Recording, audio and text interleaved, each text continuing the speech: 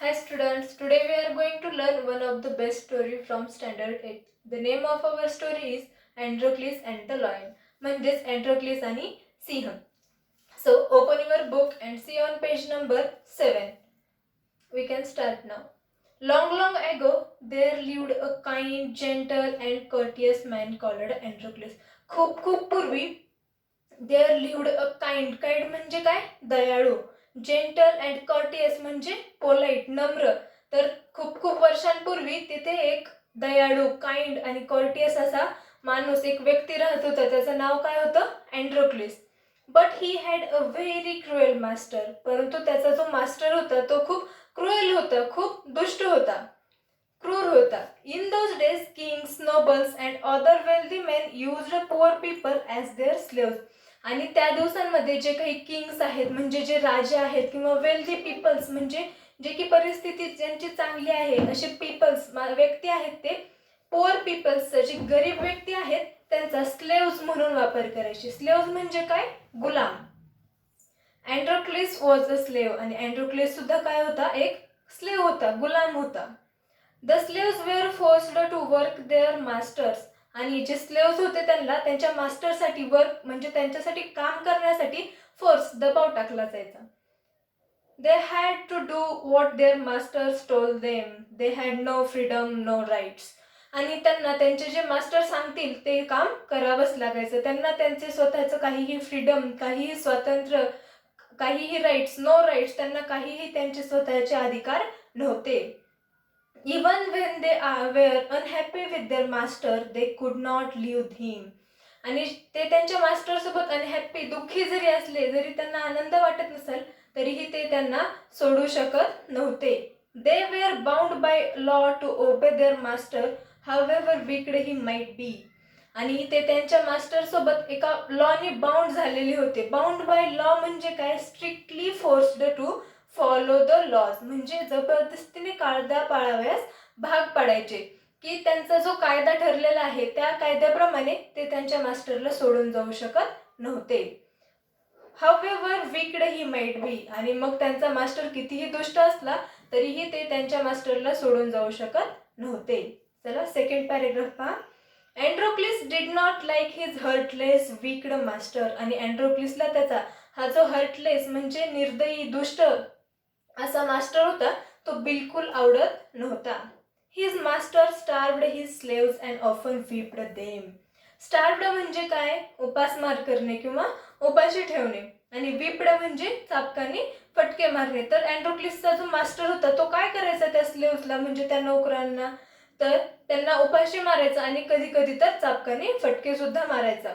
अँड्रोक्लिस felt that even death was better than serving such a master. आणि अँड्रोक्लिसला असं वाटायचं की असल्या दुष्ट मास्टरची सेवा करण्यापेक्षा मृत्यू सुद्धा बरा आहे. He kept looking out for a good opportunity. आणि अँड्रोक्लिस नेहमी एका चांगल्या संधीचा शोध घेत असायचा, वाट पाहत असायचा. At the first chance he got. जेव्हा त्याला पहिली संधी मिळाली, he escaped from the clutches of his cruel master. आणि तो त्याच्या मास्टरच्या, क्लचेस म्हणजे काय, टाईट होल्ड, घट्ट पकड किंवा कब्जा, तो त्याच्या मास्टरच्या कब्जातून, तावडीतून निसटून गेला पहिल्याच चान्समध्ये. नाव although Androcles had to run away. आणि मग अँड्रोक्लस पळून गेला, run away. He was not a coward. कावर्डचा अर्थ काय दिलाय, one who gets easily afraid, म्हणजे भित्रा. अँड्रोक्लिस हा भित्रा नव्हता. ही टूक शेल्टर इन अ फॉरेस्ट. आणि त्याने फॉरेस्ट म्हणजे जंगलामध्ये आसरा घेतला. म्हणजे तो भित्रा होता का, तर नव्हता. ही was not afraid of the wild beast that roamed the forest. आणि त्याला जंगलामध्ये राहणाऱ्या जंगली प्राण्यांची, वाईल्ड बीस्ट म्हणजे जंगली प्राणी, त्यांची अँड्रोक्लिसला भीती वाटली नाही. He did not mind that he had no roof over his head. आणि त्याला त्याच्या डोक्यावरची छत नाही किंवा छप्पर नाही याचीही त्याला काहीही काळजी नव्हती. He was happy that he was free as a bird to go wherever he wished. आणि त्याला याचा खूप आनंद वाटत होता की तो एखाद्या पक्षाप्रमाणे मुक्त आहे. तो त्याला जे वाटेल, जेव्हा वाटेल ते तसं करू शकतो. यामुळे अँड्रोक्लिस खूप आनंदी होता. वन डे, एक दिवस, as he was wandering in the forest, एक दिवस तो असं जंगलामध्ये फिरत होता सगळीकडे, he suddenly came face to face with a lion, आणि अचानक सडनली काय झालं, तो एका लॉयनच्या फेस टू फेस म्हणजे एका सिंहाच्या तो समोरासमोर आला.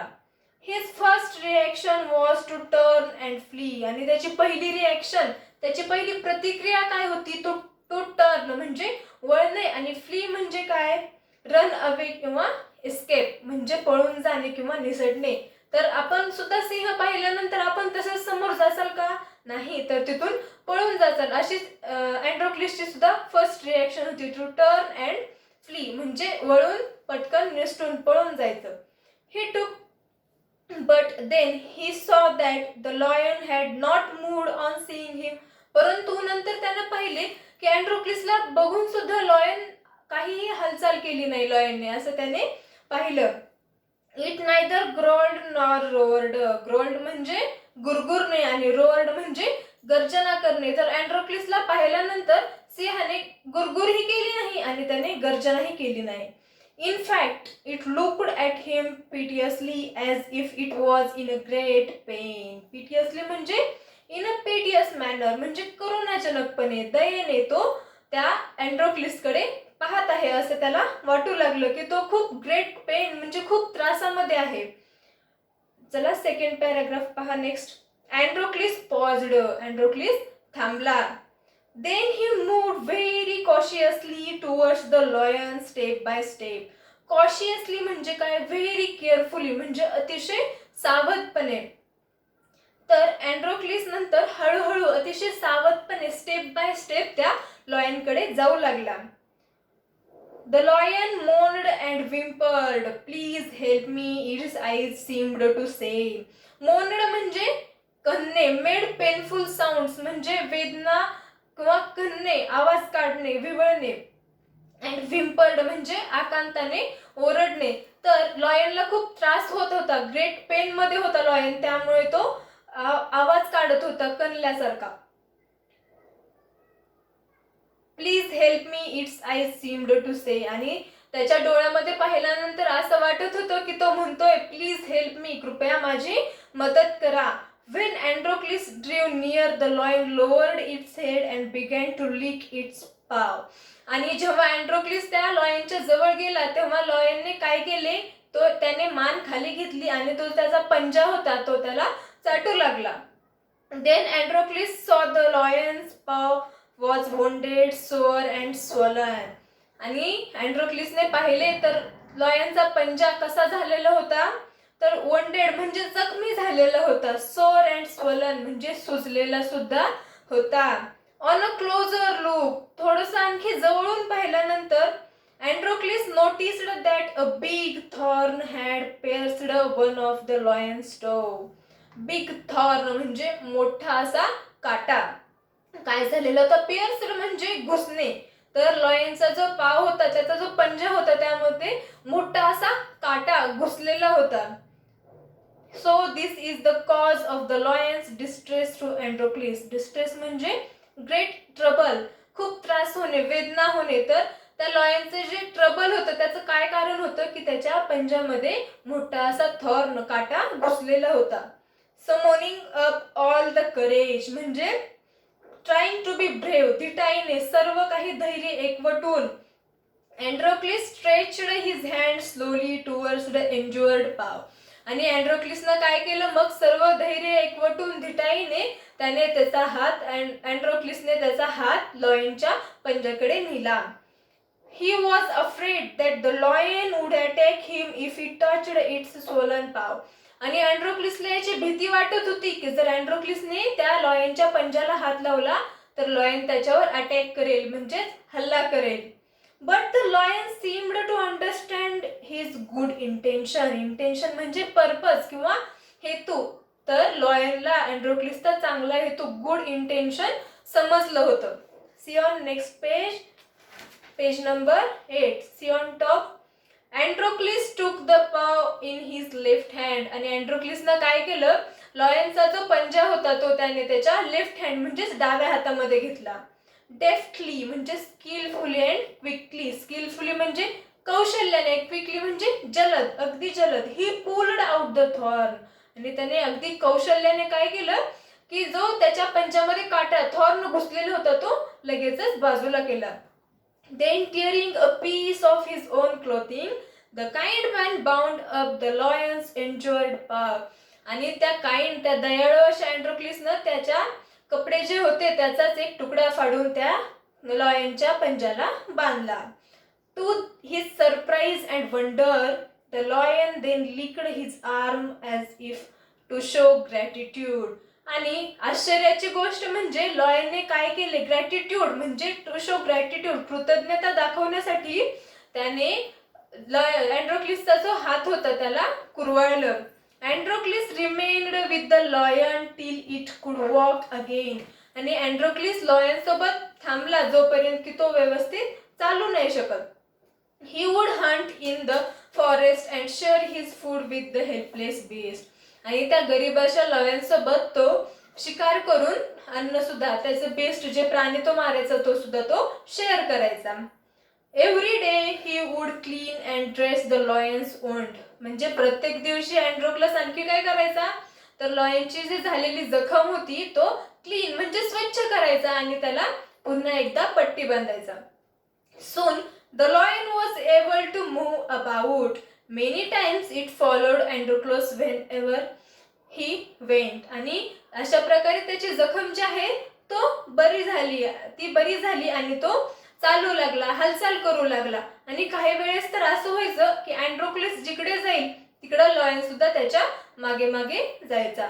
In the meanwhile, Androclus' master had complained to the authorities that his slave Androclus had run away. आणि काही दिवसानंतरच अँड्रोक्लिसचा जो मास्टर होता त्याने त्या अथॉरिटीजकडे कंप्लेंट केली की त्याचा जो स्लेव, जो गुलाम अँड्रोक्लिस आहे तो पळून गेला आहे. Soldiers were sent in all directions to capture Androcles. आणि मग तिथले जे अथॉरिटीज होते त्यांनी काय केलं की सोल्जर्सला सर्व काही दिशेने पाठवलं अँड्रोक्लिसला पकडण्यासाठी. They searched for him high and low but couldn't find him.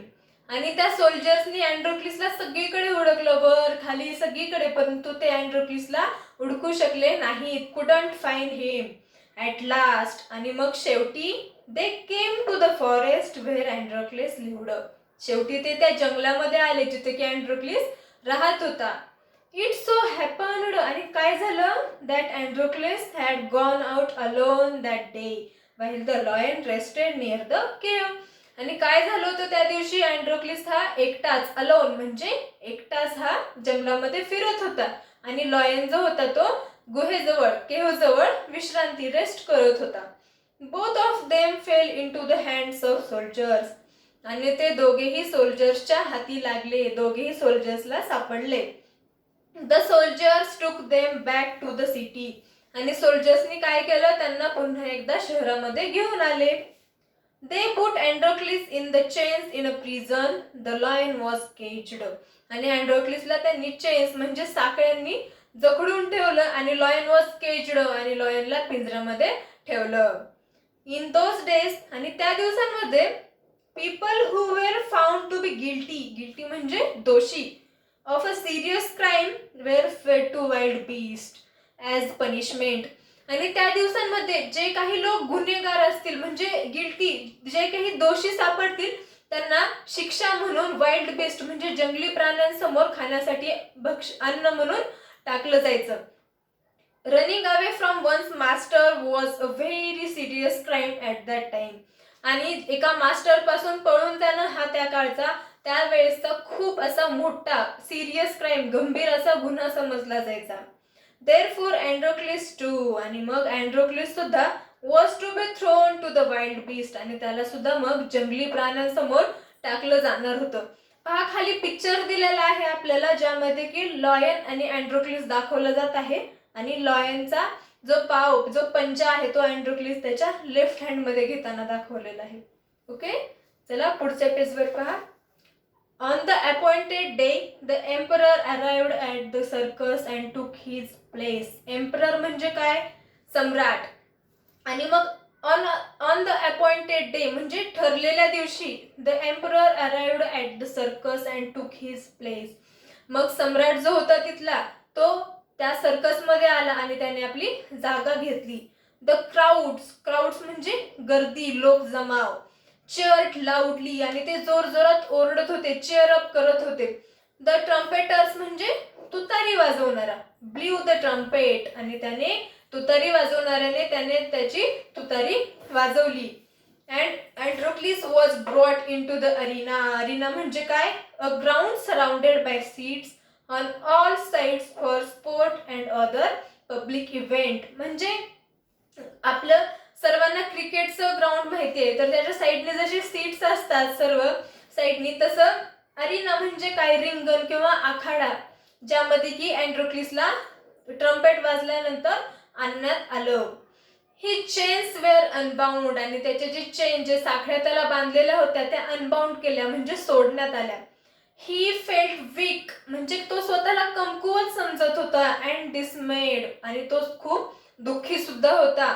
He was certain that this was the last day of his life आणि त्याला असं वाटत होतं की हा त्याच्या आयुष्याचा अगदी शेवटचा दिवस आहे. ॲट द अपोजिट एंड आणि त्याच्याच विरुद्ध बाजूला a gate was raised and a ferocious lion was released into the arena. Ferocious म्हणजे काय, डेंजरस, भयंकर असा, हिंसक असा लॉयन त्या गेटच्या त्याच्या ऑपोजिट एंड जे होतं त्या गेटमधून लॉयन बाहेर आला. It had been kept hungry to make it more ferocious आणि त्या ज्या लॉयन होता आलेला त्याला भुकेलं, हंग्री ठेवलेलं होतं का, तर तो आणखी जास्त फेरोशियस, आणखी जास्त हिंसक होईल. अँड्रोक्लिस वॉज फिल्ड विथ फेअर आणि अँड्रोक्लिस भीतीने भरलेला होता, त्याला खूप भीती वाटत होती. But he put up a brave front म्हणजे काय, show that one is not afraid म्हणजे घाबरला नाही असं त्याने दाखवले, परंतु त्याला खूप भीती वाटत होती. द लॉयन सॉ अँड्रोक्लिस अँड रश्ड टुवर्ड्स हिम आणि लॉयनने मग अँड्रोक्लिसला पाहिले आणि त्याच्याकडे रश्ड म्हणजे त्याच्याकडे धावला. बाउंडिंग अँड रोअरिंग, बाउंडिंग म्हणजे काय, उडी मारली आणि रोअरिंग म्हणजे गर्जना केली. But suddenly it stopped in its tracks then it moved slowly forward. परंतु अचानक तो थांबला त्याच्या ट्रॅकमध्ये आणि नंतर हळूहळू स्लोली फॉरवर्ड म्हणजे पुढे जाऊ लागला. All its rage seemed to have melted. Rage म्हणजे राग, अँग्रीनेस. जो त्या लॉयनचा राग होता, पूर्ण रेज होता, तो मेल्ट झाल्यासारखा वाटत होता. मेल्ट म्हणजे काय, वितळणे, परंतु राग कधी वितळत नसतो, तर आपल्याला इथं काय घ्यायचं, त्याचा राग जो होता तो कमी झाला होता, अगदी कमी झाला होता. अँड्रोक्लिस सॉ दिस टू आणि अँड्रोक्लिसने सुद्धा हे पाहिलं. Each friend recognised the other आणि एकमेकांना ओळखलं होतं, दोन्ही मित्रांनी एकमेकांना ओळखलं होतं. टू एव्हरीवन्स अमेजमेंट आणि ही प्रत्येकासाठी आश्चर्याची गोष्ट होती. The lion bounded towards Androcles again आणि अँड्रोक्लिस लॉयनकडे पुन्हा गेला. But when it reached him पण जेव्हा लॉयन अँड्रोक्लिस पर्यंत गेला, it began to purr and rub its nose against him. Purr म्हणजे काय, गुरगुरणे, and rub its nose against him आणि लॉयन काय करू लागला, त्याचं जे नाक आहे तो अँड्रोक्लिसला रब करू लागला, घासू लागला. अँड्रोक्लिस हग्ड द लॉयन. हग्ड म्हणजे काय, घट्ट मिठी मारली. अँड्रोक्लिसनं काय केलं, लॉयनला पाहून त्याला घट्ट मिठी मारली. He wept with relief and joy. Relief म्हणजे काय, सुटका झाल्यासारखं अँड्रोक्लिसला वाटू लागलं आणि जॉय म्हणजे त्याला खूप आनंद झाला. द ऑडियन्स म्हणजे प्रेक्षक किंवा लोकजमाव, जे काही श्रोते तिथं त्या अरिनामध्ये आलेले होते. The audience including the emperor watched this tender site in a great wonder आणि तिथली जी ऑडियन्स होती, जे काही एम्परर सम्राट होता, ते सुद्धा हे सर्व काही ग्रेट वंडर खूप अशा आश्चर्याने पाहत होते. People began to cheer Androcles and asked for his release आणि तिथे जमलेले जे श्रोते, जे काही लोक होते सगळे, ते अँड्रोक्लिसला सोडण्यासाठी चेअरअप, त्याचे सोडण्याची मागणी करू लागले. The emperor asked Androcles to explain the lion's strange behaviour आणि एम्पररने त्या सम्राटने अँड्रोक्लिसला त्या लॉयनच्या स्ट्रेंज बिहेवियर बद्दल म्हणजे त्याच्या बदललेल्या वागणुकीबद्दल सांगण्यास सांगितले. When he heard the whole story, the emperor was also moved by the gratitude and friendship between the man and beast. आणि जेव्हा त्या एम्पररनं सम्राटानं अँड्रोक्लिसची आणि लॉयनची पूर्ण स्टोरी होल स्टोरी ऐकली तेव्हा त्याला सुद्धा प्राण्यांबद्दल आणि माणसांबद्दल ग्रॅटिट्यूड अँड फ्रेंडशिप म्हणजेच कृतज्ञता आणि मैत्रीची भावना त्याच्या सुद्धा मनामध्ये निर्माण झाली. ही ऑर्डर्ड दॅट आणि त्याने आदेश दिला Androcles should be set free. अँड्रोक्लिसला मुक्त करण्यात यावं. He would no longer be a slave आणि तो जास्त काळ काही गुलाम म्हणून राहणार नाही. When the emperor asked Androcles what other reward he would like आणि एम्पररनं सम्राटाने अँड्रोक्लिसला विचारलं तुला आणखी काही रिवॉर्ड काही बक्षीस काही पाहिजे आहे का. Androcles replied that he did not want anything for himself आणि अँड्रोक्लिसनं उत्तर दिलं त्यानं रिप्लाय दिला की त्याला स्वतःसाठी काहीही आणखी नाही पाहिजे. But he wanted the lion to be set free too. पण त्याने सांगितलं की लॉयनला सुद्धा त्याच्यासोबत सेट फ्री म्हणजे त्याला सुद्धा मुक्त करा. The two friends went back to the forest to live a free life आणि अशा प्रकारे दोन्ही मित्र जंगलामध्ये मुक्त असं जीवन जगण्यासाठी गेले. ओके, सो अशा प्रकारे आपली ही story 1.2 Androcles and the lion complete झालेली आहे. याचं वॉर्मिंग अप आणि वर्कशॉप तुम्हाला ग्रुपवरती पाठवलं जाईल. तर हे जे स्टोरी आहे हे पुन्हा एकदा पूर्ण वाचा, समजून घ्या. Okay, bye.